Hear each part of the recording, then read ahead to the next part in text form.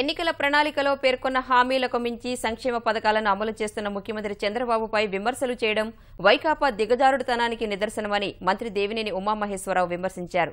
ఆలమట్టి నీరు రాకుండా కృష్ణా డెల్టాకు నీరిచ్చిన ఘనత చంద్రబాబుదని చెప్పిన ఆయన పట్టిసీమ ఫలాలు జగన్కు కనిపించడం లేదా అని ప్రశ్నించారు.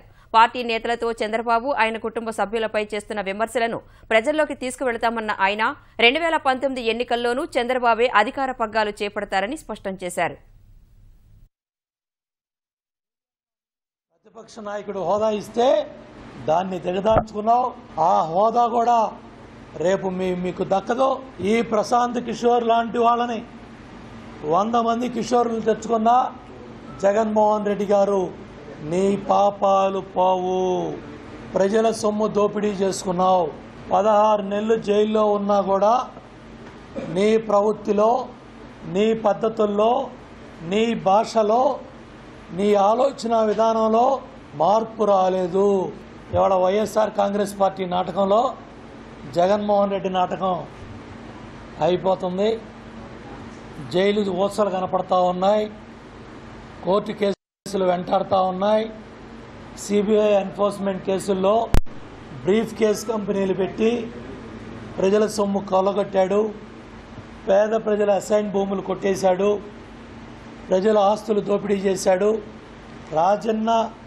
రాజ్యం తెస్తాడంట. రాజన్న రాజ్యం ఇదే కదా.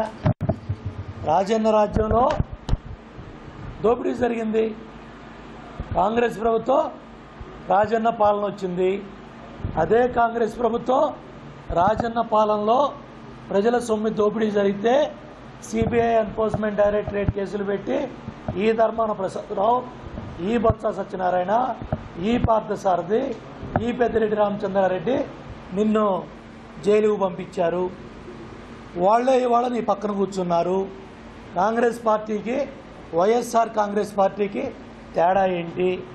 వైఎస్ఆర్ కాంగ్రెస్ పార్టీ ఇవాళ ప్రత్యేక హోదా అంటుంది కాబట్టి నువ్వు ఇవాళ ప్రత్యేక హోదా దుకాణం కట్టేసి పార్లమెంటు సభ్యులను రాజీనామాలు చేస్తానని ఉత్తర కుమారు ప్రగల్భాలు పలికి మొన్న ఢిల్లీలో ఏం చేశావో, మొన్న హైదరాబాద్లో ఏం చేశావో రాష్ట్ర ప్రజలందరూ కూడా చూస్తూ ఉన్నారు. వీటన్నిటికి కూడా వైఎస్ఆర్ కాంగ్రెస్ పార్టీ మూల్యం చెల్లించుకోవాలి.